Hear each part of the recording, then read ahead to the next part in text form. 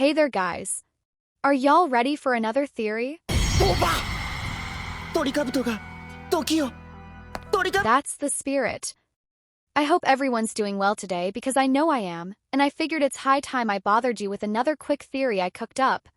This one'll mostly be up to your interpretation, but I'll do my best to convince you nonetheless.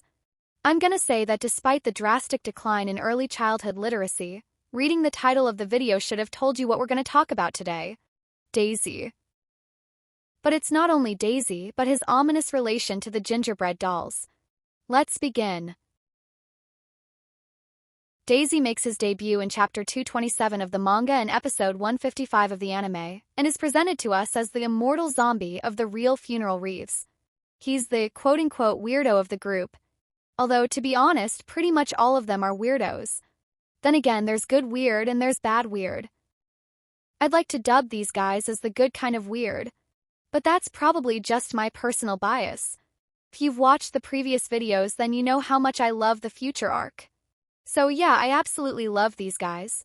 Although the funeral wreaths were major powerhouses in Byakuran's fighting force, we only got to see a glimpse of their true characters. With their screen time condensed into the last segment of the future arc, we have limited knowledge on their overall characters and backstories. We know that they reigned over all other parallel worlds, but were however stricken with various misfortunes in this timeline. From what we're shown, Kikyo seems to be severely mistreated by his employer, Bluebell is confined to a wheelchair after the accident with her brother, Sakuro seems to be struggling within the thralls of abject poverty, and Daisy is condemned to a mental institution. This, in my opinion, isn't nearly enough source materials to give these characters justice. Aside from Bluebell's backstory in the Secret Bullet Light novels, there isn't really much to go off of outside what we're shown on screen. But, me being me, I always manage to do a little more skulking around and won't be lumped in with your average Joe. So let's go ahead and segue into the topic of today's video. Daisy's relation to Gingerbread. Firstly, let's look at similarities between the overall aesthetic and design of these characters. Both characters appear almost childlike, and with their small physiques exude the theme of innocence. This theme is further compounded by the aesthetics surrounding fairy tales and nursery rhymes. All renditions of Gingerbread appear as young children draped in a magician's attire, along with the iconic witch's hat plus broomstick combo. Harking back to the first time when Gingerbread makes his debut, the magician's doll, as he is dubbed, speaks with a dialect seen and propagated within nursery rhymes. Instead of calling his enemy a fool, he says, "Foolish fool." He also berates their words not as foolish but as foolish foolery. Oh, and it actually sounds way cooler in the Japanese version. Take a look. Amai amai bah! I don't know about you, but I absolutely loved that. Daisy, on the other hand, also appears to be smaller than his counterparts, and whether it is that he's a child, a teen, or an adult is a bit blurry. To be fair, a foil to this could be the fact that he wears a formal suit and tie outfit, but I'll show you why this is important later in the video, so stick a pin. An iconic part of Daisy's character is that he always has his rabbit doll, Boo Boo, clutching it close to himself at all times. Later during the Curse of the Rainbow arc, we see Daisy make his return, now as a member of Team Uni.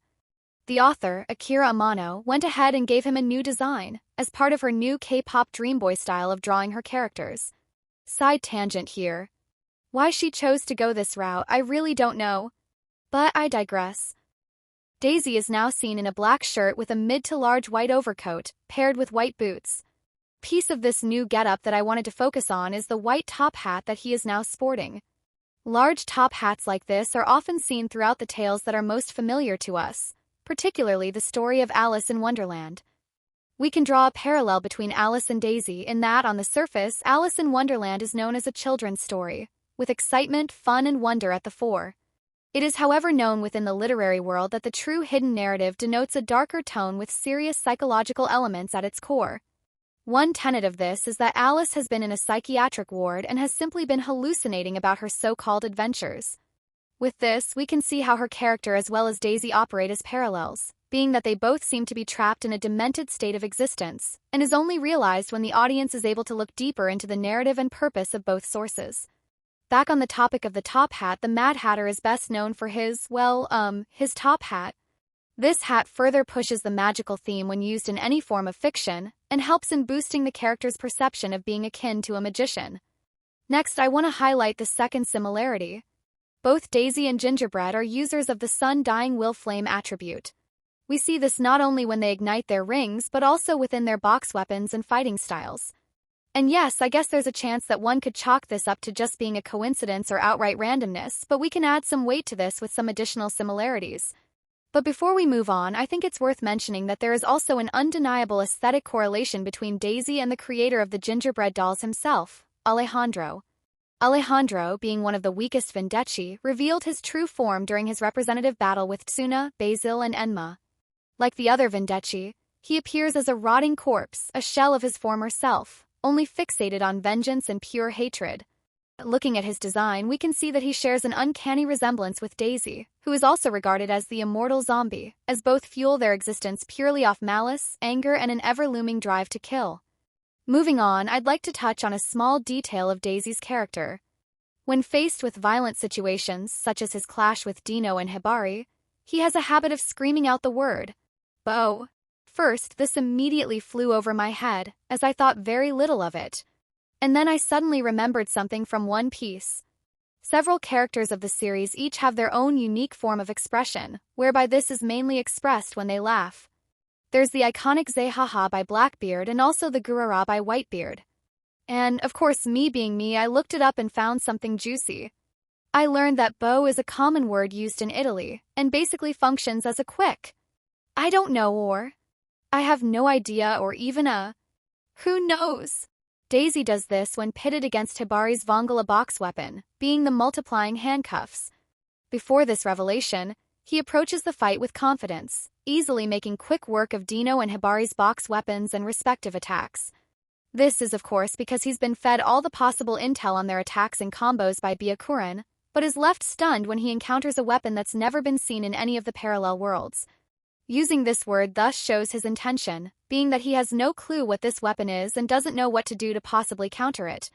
Let's not stray too far though. The reason I brought this up is because of the word's Italian roots, which I've used to make the assumption that Daisy himself hails from some Italian background. Oh, and given that we're talking about Hitman Reborn, what does Italy explicitly represent? Cosa Nostra. Our thing. This thing of ours. The Mafia. So, could it be that Daisy has some Mafia origins? Let's dig a little deeper. Remember earlier when I had made mention of Daisy's initial style of dress? This, of course, would be the standard dress code for mafiosi who were either born in or reside in Italy. We see this dress code at several random points throughout the story through characters like Reborn, the Giglio Nero family, Vongala Nono, and many other random faces here and there. So if Daisy really did hail from Italy, then it would only be fitting that he dresses somewhat close to this standard. I've said this to draw a closer relation between Daisy and Gingerbread, whereas I theorized that Alejandro, and by extension, Gingerbread had been the cause of Daisy's misfortune in the series' main timeline. Let me explain. During his final representative battle fight, Alejandro revealed that he's the one responsible for using the gingerbread dolls to wipe out mafia families, which is why they were always shrouded in mystery and lore. What if Daisy was a member of one of those unfortunate families and, having miraculously survived this ordeal, suffered irreversible mental trauma, thus leaving him institutionalized? I think it's a good possibility with these events lining up perfectly, but I'll open myself up to scrutiny. To cross-examine this fairly, one could argue that Byakuren and Shoichi stated themselves that the 6 funeral wreaths were not only normal people in this world, but also weren't registered within any databases with information on members of the mafia. To counter this, I would argue the fact that Daisy wouldn't be a part of any mafia registry at the time due to his family being no more. This is further compounded with the lore of the magician's doll itself, as the perception is that a mafia family is completely eradicated once they show up. With all this said, I think we have a good basis for this theory in that Daisy hails from some region in Italy and belonged to some famiglia, whether they were prominent or not. For whatever reason, Alejandro sent Gingerbread to attack them. Having possibly been the sole survivor of this massacre, his trauma was too much to bear, thus leaving him in a psychotic state. There's also the possibility that his mafia family were prominent throughout other parallel worlds, hence why he could have had the means and resources to rule over those worlds. Oh, and one more thing I failed to mention earlier that I think is really interesting to know. Daisy and Gingerbread share the same stage actor in the Hitman Reborn, the stage play. From what I was able to find, the actor's name is only given as Tamuntz. If that doesn't seem obvious, then I don't know what else could convince you. But tell me how you feel about the points raised.